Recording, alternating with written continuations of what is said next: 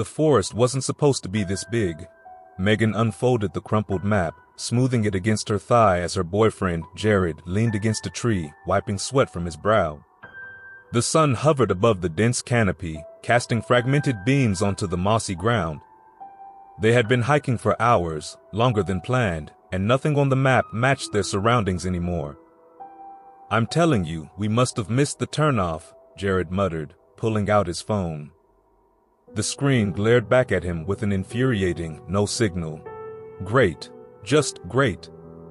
Megan sighed, biting her lip as she scanned the trees. The forest had an oppressive quality, the kind that pressed in on you, muffling sound and distorting direction. It felt alive in a way that forests shouldn't. "We didn't miss anything. We've been following the trail markers," she said, though her voice wavered. Jared glanced at the map over her shoulder, his frustration morphing into something more cautious. "Then where are we?" The question hung in the air like a specter. The trail had started innocently enough, winding through towering pines and fragrant cedar. But as they ventured deeper, the landscape began to change. The trees grew gnarled, their twisted limbs forming grotesque shapes. The air grew colder, heavier. Megan swore they'd passed the same ancient oak 3 times, its bark marked by claw-like scars. As the shadows lengthened, the first sign of something wrong came. A voice. "Megan! Jared!" They froze. The sound had come from the trees ahead, faint but unmistakable, a voice calling their names. Megan's heart stuttered as she exchanged a wide-eyed look with Jared. "That doesn't make sense," Jared said, his voice hushed. "Who would be out here, and how do they know our names?" Megan didn't reply. The voice had been soft, almost melodic, but it carried an unnatural undertone, like a poorly tuned radio. "Maybe it's another hiker," she suggested, though she didn't believe it. Jared shook his head. "No one else signed in at the trailhead. You saw the log." Another call echoed through the woods, closer this time. "Megan, Jared, come here." It was louder now, but somehow off, like a mimic trying to perfect a human cadence. Megan felt a shiver crawl up her spine. "Let's go back," she said, her voice cracking. "Back to where?" Jared gestured around them. The trail had vanished, replaced by an endless expanse of trees. They decided to keep moving forward, or at least what they thought was forward. The air grew colder, and the forest grew darker, as if the night was arriving too soon. The next strange thing happened an hour later. They stumbled upon a clearing. In the center stood a single tent, faded and weathered by time. Megan's stomach churned as she noticed the zipper hanging open, revealing an empty interior. "Looks abandoned," Jared said, kneeling to inspect it. But Megan wasn't so sure. The fabric was shredded in places, and there were faint, reddish stains on the ground nearby. "I don't like this," she whispered. "We should keep moving." Jared hesitated. "What if someone's hurt? Or lost, like us?" The rational part of her agreed, but something primal screamed at her to leave. "No one's here," she said firmly, tugging his arm. "Let's go." They walked away, but Megan couldn't shake the feeling that they were being watched. As the sun dipped below the horizon, the voice returned. "Megan, Jared, don't leave me." It sounded like her mother. Megan stopped dead in her tracks, her blood running cold. "No," she whispered. "No what?" Jared asked, his face pale in the fading light. "That voice, it sounded like my mom." Jared's expression hardened. "This is getting freaky. We need to find a place to camp and figure this out tomorrow." The trees whispered as they set up their small tent in a sheltered hollow. The night crept in fast, the temperature plummeting. Megan huddled in her sleeping bag, her eyes darting to the tent's flap at every snap of a twig. "Megan." The whisper came from directly outside the tent. Jared sat bolt upright, his face pale as he grabbed the flashlight. "Stay here," he hissed. "No," Megan grabbed his arm. "Don't go out there. It's probably an animal." "That's not an animal," she whispered, her voice trembling. But Jared unzipped the tent, stepping into the cold darkness. The beam of his flashlight cut through the night, illuminating nothing but trees. "Hello," he called. The whisper came again, but it was Megan's voice this time. "Jared, over here!" Megan scrambled to the tent opening. "Jared, get back here!" But her voice was drowned out by a blood-curdling scream. Jared's scream. The light of his flashlight spiraled wildly before going out. The forest fell silent. Megan's body froze, every muscle locked in place as Jared's scream echoed through the forest. The flashlight's beam disappeared, leaving her in total darkness. "Jared," she whispered, her voice barely audible over the pounding of her heart. The silence that followed was oppressive, a suffocating void broken only by the occasional rustle of leaves. She tried to steady her breathing, but her chest felt tight, as though the forest itself was closing in around her. "Jared," she called again, louder this time. Nothing. She clenched her fists, forcing herself to crawl out of the tent. The chill of the night bit at her skin, and the flashlight she clutched in her trembling hand barely cut through the shadows. The trees loomed over her, their twisted branches resembling clawed hands reaching out to snatch her. The clearing was empty. No sign of Jared, no trail of disturbed leaves or broken branches to follow. "Megan." Her breath hitched. It was his voice, unmistakably Jared's, but it carried that same eerie distortion. "Jared," she whispered. "I'm here." The voice was softer now, coming from deeper in the woods. She shone her flashlight toward the sound, but the beam only revealed more trees. "Where are you?" she called, taking a hesitant step forward. "Over here," the voice replied, farther away now. Panic rose in her chest. It was as though he was leading her, drawing her deeper into the forest, but something about the way he spoke felt wrong. There was a rhythm to his words that wasn't quite human, a subtle mimicry that made her stomach churn. Her instincts screamed at her to stop, to turn back to the tent and wait for daylight. But the thought of leaving Jared alone, if he was truly out there, was unbearable. She followed the voice. The deeper she ventured, the stranger the forest became. The trees grew impossibly tall, their tops disappearing into the darkness above. The air felt heavier, damp with a metallic tang that clung to the back of her throat. She began to notice things she hadn't before, claw marks gouged into the trunks, patches of moss that seemed to pulse faintly, and clusters of mushrooms glowing with an otherworldly light. The forest floor was uneven, riddled with tangled roots and jagged rocks. Megan stumbled more than once, catching herself on gnarled branches that seemed to twist toward her hands. "Megan."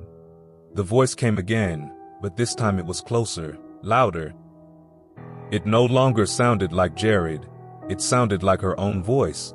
She stopped dead, her flashlight trembling in her grasp.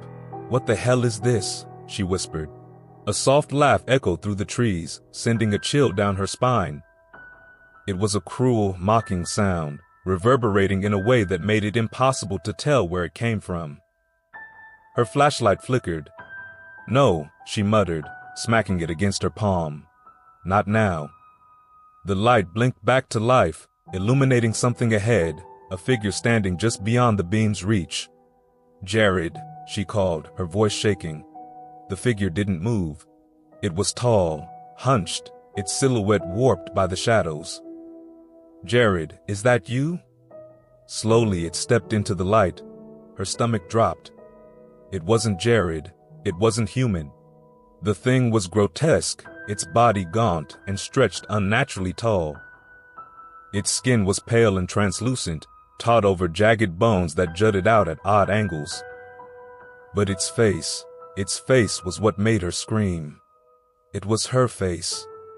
Twisted, distorted, but unmistakably hers. Its eyes were sunken black pits, and its mouth stretched into a wide, toothless grin that seemed to split its face in two.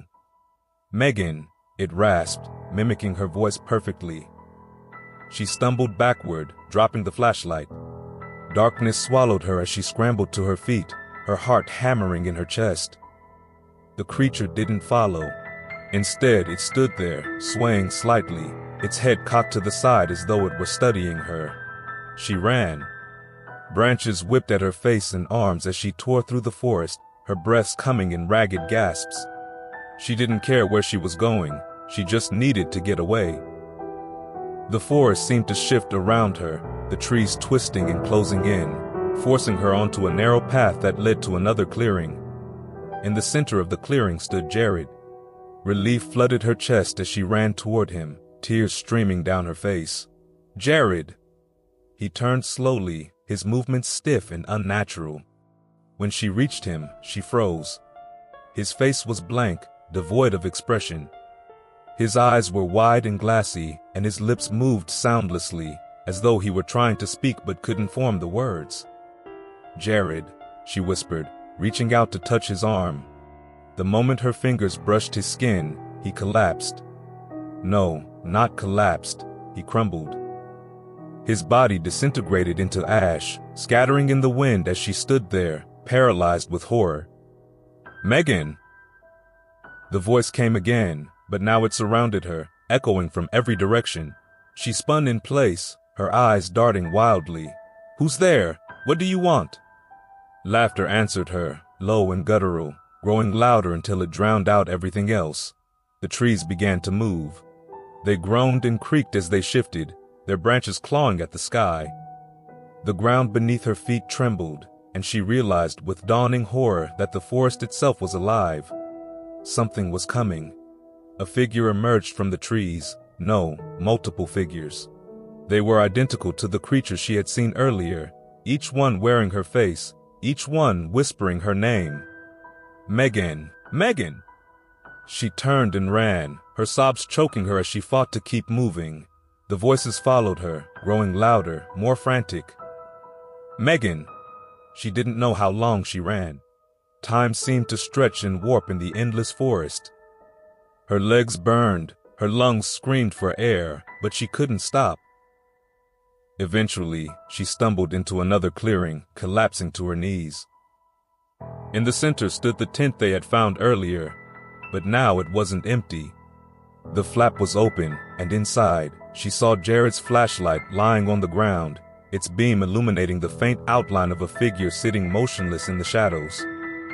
The figure turned its head toward her. It grinned. Megan stared at the figure inside the tent, her chest heaving with ragged breaths. The flashlight's weak beam cast flickering shadows, but it was enough for her to see the outline of its grin, a wide, unnatural curve that seemed to stretch beyond human anatomy. "Megan," it crooned, its voice soft, inviting. Her legs felt like lead, refusing to obey her command to run. The forest around her seemed to close in, the trees bending toward her as if they too were watching, waiting. "No," she whispered, shaking her head. The figure in the tent tilted its head, mimicking her motion. Then, slowly, it began to crawl forward. Its movements were jerky, disjointed, as though it wasn't accustomed to using its limbs. "Stay back!" Megan screamed, scrambling to her feet. She grabbed a rock from the ground and hurled it at the creature. The rock struck its shoulder, but instead of recoiling, it laughed, a guttural, distorted sound that made her stomach churn. "You can't leave," it whispered. "You're part of the forest now." "No, I'm not staying here," she yelled, backing away. The creature emerged fully from the tent, its grotesque form illuminated by the flashlight's beam. Its pale, translucent skin glistened, and its long, spindly limbs moved with horrifying precision. It was Jared's face now. "Please, Megan," it said in his voice, "don't leave me." Tears blurred her vision as she turned and ran. The forest was a blur of shadows and light, the sound of her heartbeat pounding in her ears. But no matter how far she ran, the creature's voice followed her, whispering, pleading, mocking. The forest seemed endless. The trees stretched on in every direction, identical and unchanging. She knew she was going in circles. She had passed the same claw-marked tree 3 times. Her breaths came in shallow gasps, and her legs burned with exhaustion. But she couldn't stop, not when she could hear it behind her. "Megan! Megan!" The voices multiplied, overlapping until they became a deafening cacophony. Each one mimicked someone she knew, her mother, Jared, even her own voice, all distorted into a chorus of dread. Why are you running? Stay with us. This is your home now. She stumbled, falling hard onto the forest floor. Pain shot through her knees and palms, but she ignored it, crawling forward on her hands and knees. As she pushed herself up, she realized she had entered another clearing.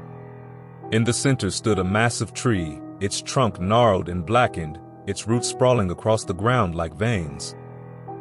But what froze her in place was what hung from the tree's branches. Bodies. Dozens of them, maybe hundreds, dangled like grotesque ornaments. Their faces were twisted in eternal terror, their mouths open in silent screams. Some of them still had flesh, decayed and rotting, while others were stripped to the bone. At the base of the tree, a pool of dark, viscous liquid bubbled and hissed. The smell was unbearable, a sickly sweet stench that made her gag. "No," she whispered, backing away. "This isn't real. It can't be real." But the tree seemed to pulse, its bark shifting like skin. The body swayed as though stirred by a non-existent breeze, and the liquid began to ripple. From the pool, the creature emerged. It was no longer wearing Jared's face. Instead, it had taken on a nightmarish form, its body a grotesque amalgamation of limbs and faces. Eyes blinked from random places on its body, and mouths opened and closed in silent screams. "You can't leave," it said, its voice a blend of all the ones it had mimicked before. Megan fell to her knees, her mind teetering on the edge of collapse. She couldn't outrun it, she couldn't fight it. The forest was alive, and it had her trapped. "Why me?" she whispered, tears streaming down her face. The creature cocked its head as if considering her question. "You came to us," it said, "and now you belong to us." In a final desperate act, Megan reached into her pocket and pulled out the small canister of pepper spray she had brought for the trip. She aimed it at the creature's many eyes and pressed the trigger. The spray erupted in a fine mist, and the creature let out an ear-piercing screech, its form writhing in agony. Seizing the moment, Megan turned and ran toward the edge of the clearing. She didn't know where she was going, but she had to get away from that thing. The forest seemed to fight her, its roots tangling around her ankles, its branches clawing at her skin. But she pushed forward, fueled by sheer terror. Behind her, the creature roared, its voice shaking the ground beneath her feet. "You can't escape!" Finally, she broke through the tree line. The oppressive canopy of the forest gave way to open sky, and Megan stumbled onto a dirt road. She collapsed onto her hands and knees, gasping for air. For a moment, all she could hear was the sound of her own breathing. The forest behind her was silent, as if the creature had stopped chasing her. She dared to look back. The trees stood motionless, their dark forms blending into the night. There was no sign of the creature, no sign of the horror she had witnessed, but she knew it was still there, watching her, waiting. Megan made it to the nearest ranger station hours later, her clothes torn and her face streaked with tears. She babbled incoherently about the forest, about Jared, about the creature that had taken him. The rangers exchanged uneasy glances, but they promised to search for him. They never found him. Weeks later, Megan returned to the trailhead with a search party, but the forest had changed. The paths were different, the landmarks unrecognizable. The endless forest had swallowed him whole. And Megan knew deep down that it was only a matter of time before it came for her again. She tried to move on with her life, but the memories haunted her. Every time she closed her eyes, she saw the creature's twisted form, heard its chorus of voices whispering her name. One night, as she lay in bed, staring at the dark ceiling, her phone buzzed on the nightstand. The screen lit up with a notification. A message. It was from Jared. Her heart stopped as she stared at the words on the screen. "I'm still here. Come back." The phone buzzed again. This time it wasn't a message. It was a voice memo. With trembling hands, she pressed play. "Megan!" The voice was faint, distorted, but unmistakably his. "Please, it's so dark here." The recording ended with a whisper. "You can't escape." Megan's phone screen went black, its reflection revealing her face. Only the eyes staring back weren't hers.